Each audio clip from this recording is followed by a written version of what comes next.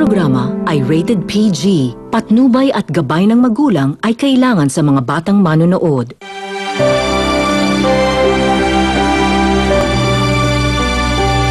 Alam kong napakahirap sa iyong tanggapin na napapagbintang nakapatay ng taong pinakamamahal mong lalaki. But then, you'll have to promise me na iwawakasin mo na sa isipan mong lalaking ito. Okay, dito na tayo. Welcome home. Correction. To our new temporary home.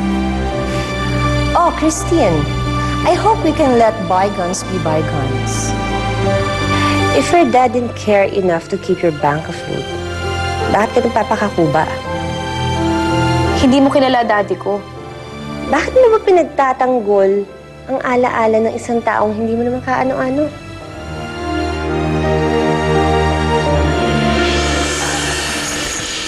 Candice, good morning.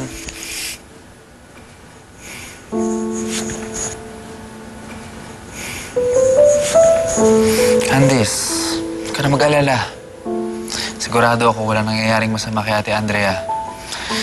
Siguro tinatanong lang siya kung anong alam niya tungkol kay Jason. Pero Paul, kagabi pa umalis si na Mommy tsaka si Mark.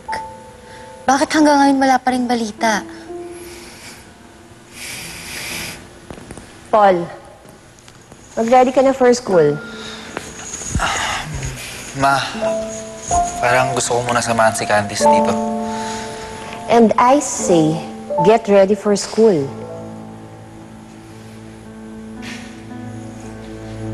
Ikaw, Candice, shouldn't you be preparing for school? Tita, hindi po muna ako papasok today.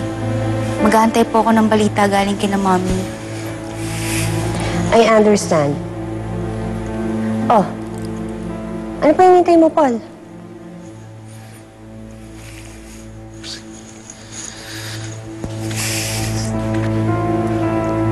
Ling?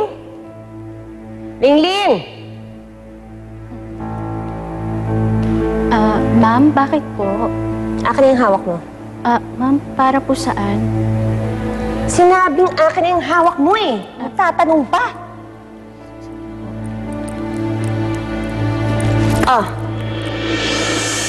Magpunas ka. Total, hindi ko lang naman papasok sa school. Magpunas-punas ka na nang magkasilbi ka naman. Hoy!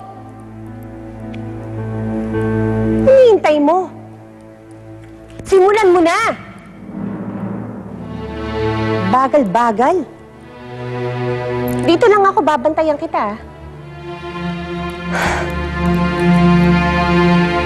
Sandali. Halika dito. Punasan mo muna yung sapatos ko na alikabukan eh. Bago mo ipunas yun sa mga muebles. Anong hinihintay mo? Punasan mo na!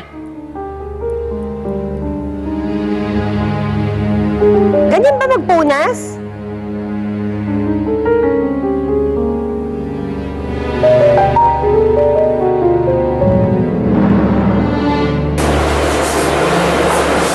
Andrea? Andrea, kumusta ka? Okay lang po, medyo pagod lang. Okay. Dinala ko si Patricia para mabigyan ka ng advice. Andrea, I strongly suggest you cooperate with the NBI. Wala naman silang interes sa'yo eh. Si Jason ang gusto nilang hulihin. Hindi niyo ako maintindihan. Hindi ko nga po pwede gawin yun eh. Andrea, pilit ka ba nagbibigti? Why do you insist na mapahamak ka? Patricia, please give us a few minutes. Mabuti pa nga. Baka makinig yan sa'yo. Talk some sense into her, Mark.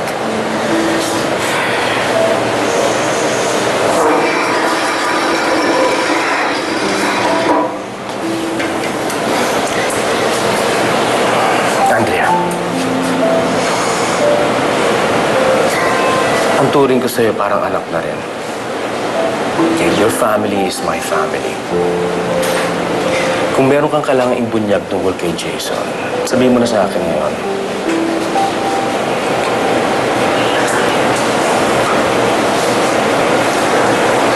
Nangako po kasi ako sa kanya na hindi ko siya...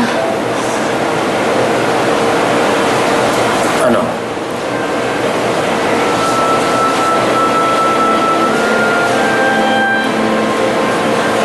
You know, everybody in your family cares for you. They're hurting. Parang ako. Nasasaktan din ako. Hindi ko po kasi pwedeng sabihin eh. Hindi ko po pwedeng sabihin yung alam ko dahil... Dahil? Dahil ano? Dahil namin po sa akin ni Jason na siya yung pumatay kay Donald.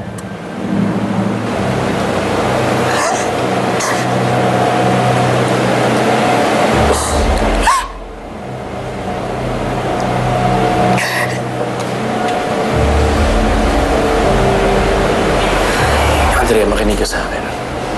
Hindi mo tinutulungan si Jason if you keep on cuddling him.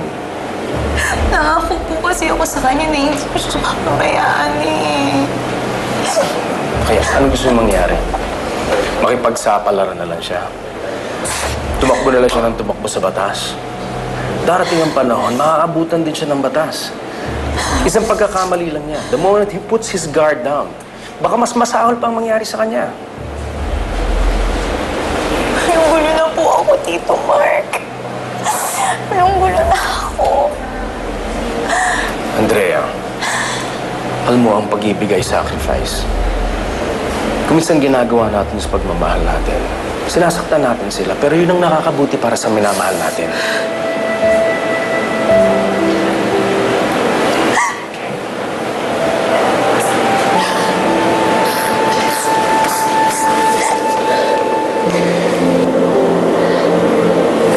Andrea, alam kong masakit, but you're not betraying him. Okay, I promise you. Gagawin ko ang lahat ng makakaya ko para matulungan siya. Okay?